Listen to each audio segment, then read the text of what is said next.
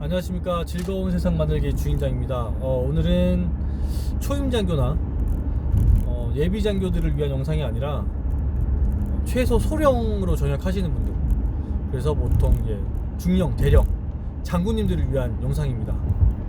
이 영상을 보시고 나면 이제 그만 군생활 열심히 하세요.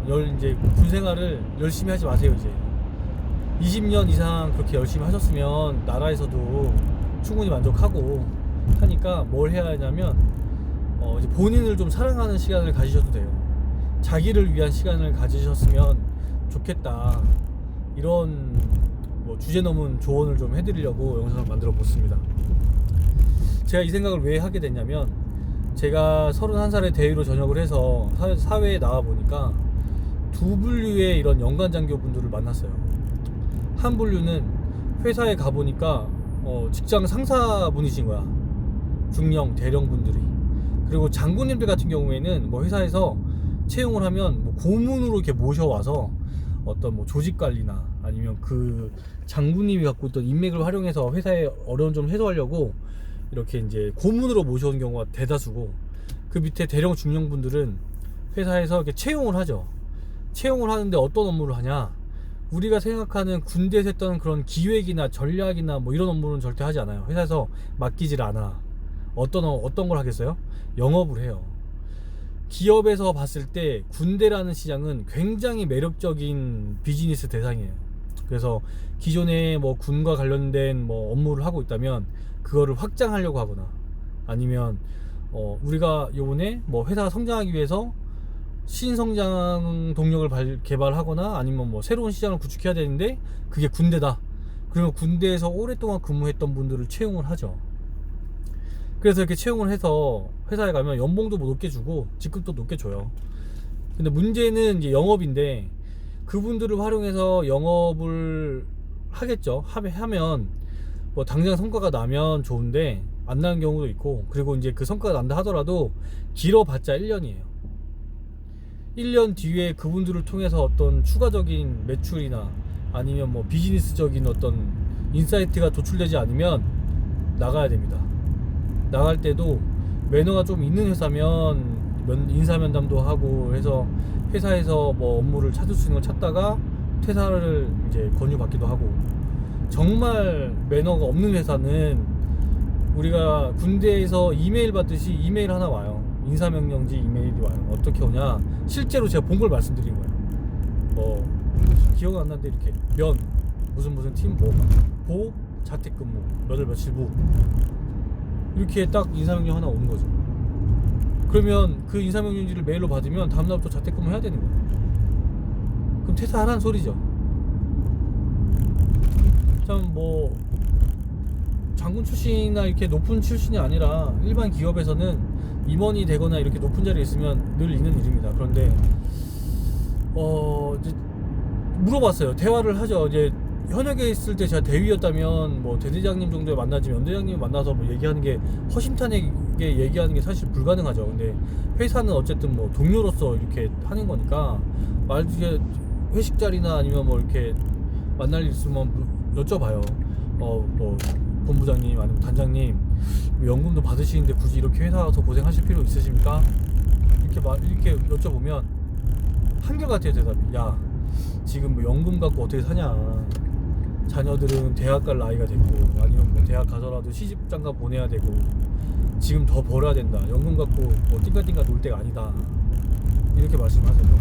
다른 거라도 하시는 게 낫지 않으십니까? 그러면 야, 그러게 말이다. 내가 군대에서 뭐 했는지 모르겠다. 이렇게 말씀을 하세요. 그리고 의외로 중령 대령분들이 돈을 많이 못 모아. 희한해. 그러다 보니까 연금 갖고는 조금 부족하니까 회사에서 계약직이든 아니면 뭐든 해서 연금 받는 거에 플러스해서 더 받게끔 해주던지, 아니면 회사에서 연봉을 아예 높게 줘버리든지 하는데 그런 상황인 거죠. 그래서 제가 봤을 때는 이제 그렇게 연관장교로 전역하면 직보반 1, 2년 간다고 하는데 그거 갖고는 사실 부족해요. 뭘 해야 되냐면 그때부터 중령이면 중령, 대령이면 대령, 전역 최소 5, 6년 전부터는 취미생활을 해야 돼. 아니면 자기개발을 꾸준히 해야 돼요. 글쓰기를 한다든지, 아니면 요즘에 많이 하는 블로그나 유튜브는 안 되겠구나, 블로그나 뭐 이런 걸 통해서 자기가 갖고 있는 관심사를 갖고 뭐 포스팅을 한다, 글쓰기를 한다, 또는 뭐 자격증을 따서 어떤 다른 뭐 사회복지사나 또는 뭐 이런 쪽으로 뭐 좀 더 갈 수 있는 방향을 찾던지, 이렇게 자기 개발을 해야 돼. 반드시 취미생활을 한다든지, 등산을 한다든지, 드론을 갖고 뭐 좀 논다든지, 사진을 찍는다든지, 그래서 전역할 때 뭐 책을 좀 낸다든지, 아니면 그 전역할 때 했던 뭐 자격증들을 갖고 그것과 관련된 뭐 업무를 좀 할 수 있는 위치에 간다든지, 이렇게 하셔야 돼요. 20년 군생활 하셨으면 많이 하신 거예요.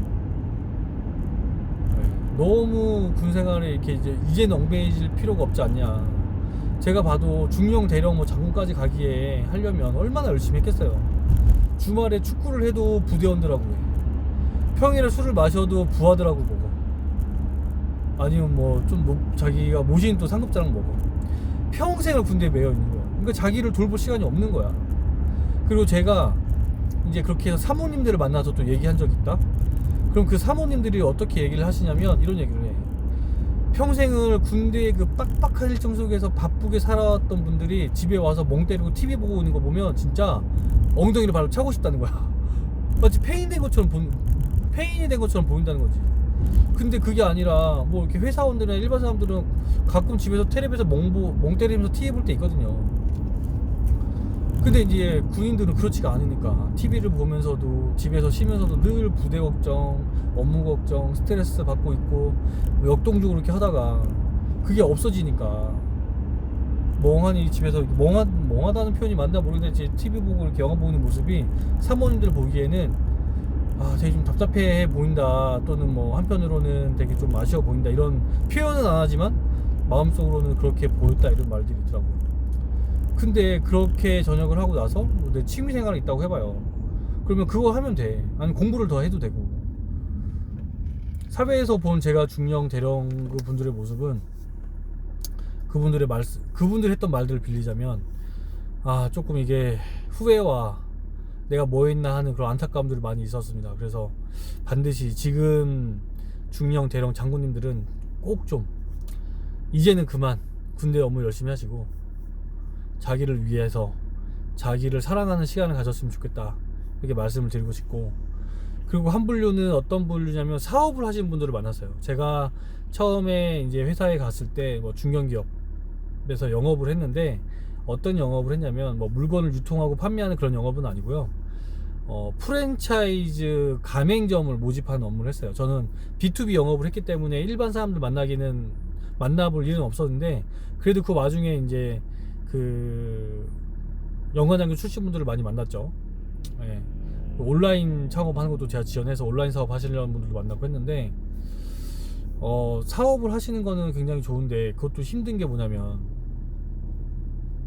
중령, 대령만 돼도 이제 고급 장교니까 기획하고 전략하고 뭐 이렇게 조금 보고하고 앞으로의 중장기 계획을 짜고 이러던 분들이 뭐 나와서 햄버거 만들 수 있겠어요? 아니면 치킨 튀기려면 치킨 튀길 수 있겠냐고. 힘들지. 또 온라인 한다 그러면 온라인도 사실 잘 모르시지. 뭐 50에서 또 50 훌쩍 넘은 나이니까. 그러니까 그 사업하는 것도 쉽지 않고, 또는 그렇게 전역하고 나오신 분들을 이제 또 자기 먹잇감으로 삼고 또 이런저런 말로 현혹하는 분들이 굉장히 많아요. 근데 제가 분명하게 말씀드리는데, 이 세상에 일확천금을 갖다 줄 수 있는 사람이 없고, 투자를 한다고 했을 때 뭐 몇 퍼센트 줄게, 뭐 10% 돼, 이건 무조건 돼 라고 하는 거는 절대로 믿으시면 안 돼요. 근데 군인분들이 의외로 이런 거에 넘어가는 분들이 많다. 왜냐면 그렇게 사기를 치려고 접근하는 분들 중에서 자기 후배, 뭐 동기, 또는 뭐 이렇게 얘가 나한테 하겠어, 쟤는 믿을만 하지 라는 분들이 사기 치거든.